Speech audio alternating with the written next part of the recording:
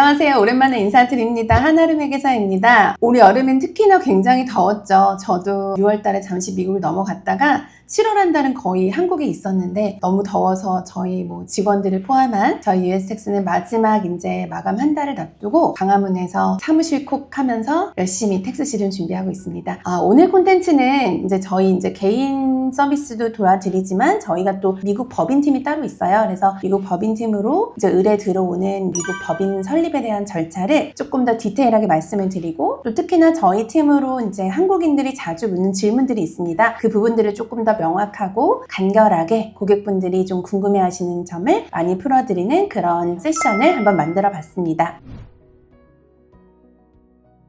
보통 이제 한국의 상장사들 아니면 그 미국에 지사를 세워서 가시는 분들 같은 경우는 한국과 조금 연관된 그런 이름으로 갖기를 원하셔서 한국의 회사 명에 USA를 붙이기도 하고요. 아예 다른 명으로 하기도 하고요. 미국 같은 경우는 이제 법인을 설립하는 주가 법인을 허가해 주는 데는 주에 관할이거든요. 그래서 보통은 이름이 각기 조금씩 다르지만 일반적으로 Secretary of State 이렇게 주마다의 법인을 허가하는 기관이 따로 있어요. 우리가 소위 말하는 고유명사, 일반적인 무슨 서비스에 대한 부분이라든지 누구나 쓸 수 있는 그런 고유명사로는 잘 안 되시고요.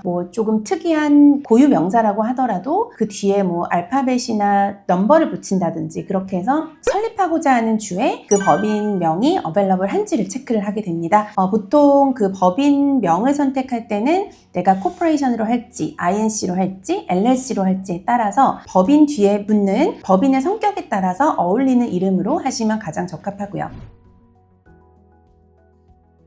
자, 두 번째로는 법인을 설립할 지역을 선택하게 되는데 대부분 물어보시는 게 회계사님 델라웨어에 설립하면은 외국인 투자자들에게 굉장히 프렌들리하다고 하던데 플로리다나 네바다나 이런 데는 주세가 없다고 하던데 괜찮을까요? 라는 질문 많이 하시거든요. 일단 제가 그래서 여쭤보는 게 어떤 목적으로 설립하실 법인이세요? 라고 질문을 많이 드려요. 내가 사무실을 두고 직원을 둘 거예요. 실제적으로 사업을 목적으로 법인을 설립하는 거예요. 아니면 저는 그냥 금융 투자 정도만 할 거라서 지역에 크게 제한을 받지 않는 부분이라고 말씀을 하시면 이런 케이스는 사실 다 다르거든요. 제가 지금 말씀드린 것 중에서 첫 번째는 미국 법인 설립을 이제 원하시는 분들이 먼저 실제로 만약에 비즈니스를 운영을 하실 거다라고 하면 그 운영할 지역에다가 법인 설립하는 게 맞으시고요. 실질적으로 내가 사무실을 두거나 이런 게 아니라 온라인 커머스 같은 그러한 법인 그 사업체다 그러면 사실 어느 지역이든 크게 관계가 없는데 내가 메인으로 둘 주는 그래도 인컴 텍스가 없는 그런 텍사스 같은 주가 좀 적합하다고 저희가 추천을 드리고요. 델라웨어를 말씀을 하실 때 보통 델라웨어는 세금이 없다고 하던데 라는 말씀을 많이 하시거든요. 정확히 말씀드리면 미국에도 법인소득세 그리고 법인에 대한 매출, 세일즈 텍스라고 부르죠. 매출세라고 부르는데 델라웨어는 법인세가 한 8.7%로 조금 높은 편이긴 한데 다만 이제 외국인 투자자들에게 조금 프렌들리한 주다라고 표현을 많이 하시는데 법인을 이미 설립해서 오신 분들은 델라웨어로 괜찮다 해서 델라웨어로 설립해서 오세요. 근데 저희가 막상 설립된 이후에 운영을 도와드리는 부분에 있어서 보면 실질적으로 사업은 캘리포니아에 하실 거예요. 아니면 다른 주에 하실 거예요. 그 델라웨어 주가 아닌 다른 주에 다시 한번 등록해야 되는 그런 번거로움이 발생하기 때문에 처음 설립 단계에서 어느 지역에 내가 어떤 목적으로 법인을 설립할 건지를 결정하시는 게 가장 중요한 부분이어서 이 부분을 다시 한번 강조를 드렸습니다. 실질적으로 미국에는 이제 법인체가 여러 가지 형태가 있습니다. 크게 보면 LLC와 이제 코퍼레이션이 있는데 디테일한 차이는 사실은 세법상 어떻게 처리가 되느냐예요. 법인체는 LLC로 설립을 하셨어도 경우에 따라서는 코퍼레이션처럼 이제 과세하는 구조로 일렉션 할 수 있긴 하거든요. 이 법인을 첫 번째 결산 보고를 하게 될 때 어떻게 과세 구조를 경할 것인가를 정하실 수가 있기 때문에 이 부분은 결정을 하셨다고 하더라도 또 나중에 한 번씩 필요하실 때마다 특정한 기간이 지나게 되면은 바꾸실 수 있는 그런 부분이 있습니다. 조금 더 유동적이고요. 조금 더 융통성 있게 운영을 하실 수가 있고요. 자, 많은 분들이 LLC가 가장 쉽다고 하던데요 라는 질문 많이 하세요. 실제로 코퍼레이션 같은 경우는 여러 가지 조금 챙겨야 될 게 많다라고 이제 생각을 하시면 LLC 같은 경우는 조금 더 운영 면에 있어서는 조금 더 간단하다고 보시면 되고 조금 아까 말씀드린 것처럼 보통 LLC 같은 경우는 과세가 한국의 개인사업 구조라고 보시면 돼요. 코퍼레이션 내는 주주라는 표현을 많이 하고요. LLC에서는 지분을 가지고 있는 주주들을 멤버라고 부르게 돼요. 멤버가 소유하고 있는 걸 인트레스트고요. 멤버들이 얼만큼의 인트레스트를 서로 소유하고 있느냐에 따라서 LLC에서 발생한 1년의 소득 부분이 개인 소득에서 과세가 되는 구조로서 한국으로 따지면 개인 사업처럼 그렇게 과세가 된다라고 보시면 됩니다. 하지만 이제 LLC로 법인체는 설립이 됐지만 텍스 리턴을 처음에 하시면서 LLC에 그냥 일반적인 과세 형태로 가고자 했지만 코퍼레이션처럼 개인 그 소득으로 넘어오는 거가 그렇게 마음에 들지 않기 때문에 C코퍼레이션으로 법인처럼 과세되는 거를 선호하시는 분들이 계세요. 그건 경우에 따라서 법인 설립되고 나서 저희와 이제 결산을 진행하실 때 고객분들과 상의해서 저희가 진행을 드리는 부분입니다. 그래서 처음에 결정하실 필요는 없고요. 첫 번째 해에 결산을 할 전까지만 결정해서 그렇게 일렉션을 하면 되는 부분이고요. 자, 만약에 코퍼레이션으로 가기를 원하신다라고 하면 C코퍼레이션과 S코퍼레이션 두 가지의 방법으로 설립을 하실 수가 있는데 C코은 그냥 가장 일반적인 상장기업. 우리 한국의 그냥 일반 법인처럼 보통 소유는 주주가 되고요. 요거는 1년에 한번 이사회 그리고 경영진이 회사를 운영하게 되는 형태입니다. 그 다음에 커먼 스탁, 프리퍼런스 스탁, 법인의 주식이 이슈가 되는 자, C코은 한국이랑 똑같다고 보시면 돼요. 법인에서 소득이 발생하면 법인 그 레벨에서 먼저 1차적인 과세가 일어나요. 한국 법인은 2억까지는 9.9%, 2억이 넘어가는 부분에 대해서는 20.9% 그렇게 과세가 되는 것처럼 미국 같은 경우도 C코퍼레이션은 연방세는 지금 구간에 상관없이 플랫으로 21%라고 보시면 됩니다. 연방세는 그렇지만 법인이 속하게 된 그 주의 세율에 따라서 주세금이 부과가 된다고 보시면 돼요. 운영진들에게 월급의 형태로 가거나 주주에게는 배당금의 형태로 가거나 이렇게 됐을 때는 법인에서 한번 과세가 되지만 개인 주주들이 배당을 받게 됐을 때는 다시 한번 개인의 소득세에 과세가 된다라고 보시면 돼서 어떻게 보면 더블 텍세이션 부분이 있다고 보시면 돼요. 당장 배당으로 가져오지 않고 내가 이익 잉여금으로 놔뒀다가 이걸로 투자를 한다든지 돈을 더 불릴 수 있는 성격이 있기 때문에 만약에 주세금이 없는 예를 들어 텍사스 법인 같은 경우에는 법인에서 소득이 얼만큼 많이 발생하는지 상관없이 플랫으로 무조건 21%로 과세가 되기 때문에 이런 경우는 내가 개인 소득세로 과세하기 전에 21%지만 내가 당장 지금 나는 캐시플로우가 크게 필요가 없어요. 지금 요걸로 21%만 내고 오히려 나머지 내야 될 세금만큼을 덜 내고 금융투자를 하시든 부동산 투자를 하시든 그렇게 더 불려서 나중에 돼서 개인들이 필요할 때 배당만큼을 내 개인 소득세 구간에 크게 영향받지 않을 때 그때 이제 배당으로 조금씩 가지고 오거나 또는 월급으로 가지고 오는 형태로 하셔도 무관하세요. S코퍼레이션은 우리가 보통 제한사항이 있기 때문에 누구나 다 설립하기는 불가능하고요. 주주가 최대 100명까지 그리고 그 주주들이 앨리스트 영주권자, 시민권자 이상만 가능한 부분이에요. LLC가 개인 사업의 형태처럼 멤버들의 지분율 따라서 과세가 되는다고 말씀드린 것처럼 S코도 동일한 구조세요. S코도 주주가 지분율만큼 가지게 되고 S코는 아까 C코처럼 일반적인 법인 형태에서 세금을 내는 구조가 아니고요. 주주들이 지분율만큼을 내가 패스트로 해서 개인 소득세에서 한번 세금을 내고 끝나는 구조예요. 내가 이미 세금을 낸 거기 때문에 세금을 낸 부분에 대해서는 법인에서 돈을 가지고 올 때 얼마든지 디스트리뷰션이 세금 없이 가지고 올 수 있다라고 해서 정확히 요거는 더블 텍스가 아니고 개인에서 한 번 세금을 낸다 이렇게 생각하시면 될 것 같고요. 아까 앞서서 말씀드린 거랑 조금 다른 거는 개인에서 과세가 되지만 개인 세율이 너무 높은 분들은 또 불리할 수 있을 것 같고요. 만약에 S코를 세워놨는데 당분간은 이 S코에서 로스가 발생을 할 거예요. 운영 비용만 계속 나가는 형태예요. 파스트루가 됐을 때 개인 소득이 조금 높으신 분들은 오프셋해서 내가 발생하게 되는 다른 소득이랑 이 S코에서 발생되는 그 로스 부분을 상쇄할 수 있기 때문에 또 도움이 되는 그런 부분들도 있을 거라고 저는 생각을 하고요. 그래서 이거는 상황에 따라서 이게 꼭 좋아요라기보다는 어떠한 장단점에 따라서 고객분의 상황에 맞게 저희가 적합한 형태로 저희가 법인 설립을 도와드리는 부분이 있어요. 하지만 이제 공통적으로 이제 S코이든 C코이든 LLC 운영 부분보다는 그래도 1년에 해야 되는 거 미링 미닛을 만들어 놔야 되고 또 주주 명부 등등의 여러 가지 조금 보관이 필요하기는 하지만 저희가 봤을 때는 큰 차이가 없어 보이긴 해요. 필요에 따라서 적합한 형태로 가시면 되고요.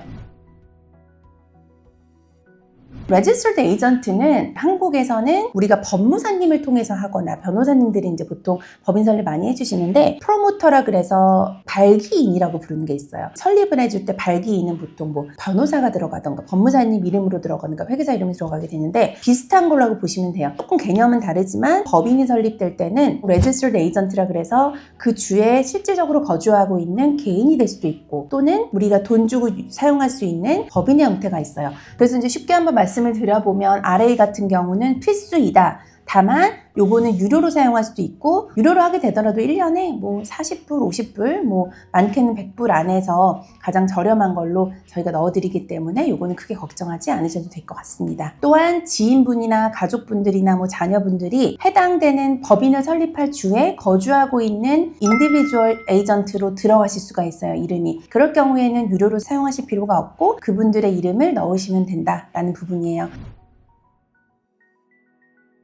법인이 사실 등록되는 거는 오래 걸리진 않은데 법인을 등록하고 나서 한국으로 따지면 사업자 등록번호 Federal Employer Identification Number라고 부르는 게 있어요. 이제 EIN이라고 부르는데 한 2주에서 3주 정도가 더 걸립니다. 우리가 미국에 법인을 등록하고 납세자 번호 받고 이렇게 해서 다 끝까지 설립되는 데는 한 4주에서 6주 정도 보시고 한 달 반 정도 보시는 게 조금 더 세이프하신 것 같고요. 그렇게 되고 나면 지금 말씀드린 EIN을 신청하는 SSN 또는 TIN이 있는 경우는 2주 정도를 세이브할 수 있고 그게 없더라도 신청은 가능하다. 법인이 설립되었으면 법인의 은행을 개설하게 돼요. 한국 같은 경우는 한국 법인이 설립이 될 때 법인 자본금이 정해져야 되고 바로 계좌도 같이 오픈이 돼야 되는데 미국 같은 경우는 은행 계좌를 바로 개설할 필요가 없으세요. 1년 있다 하셔도 되고요. 한 달 있다 하셔도 돼요. 바로 할 필요는 없어요. 한국인들이 지금 미국 은행을 사용하기가 되게 어렵기 때문에 저희 회사는 또 여러 가지 서비스 라인이 많아서 소셜 번호가 없거나 미국 내에 거주지가 아닌 대표이사님들도 미국의 은행 계좌를 조금 더 용이하게 한국에서 서명해서 가실 수 있도록 그 시스템을 잘 만들어 놔셔서 그런 거는 걱정하지 않으셔도 되고 저희 US택스가 다 도와드려요.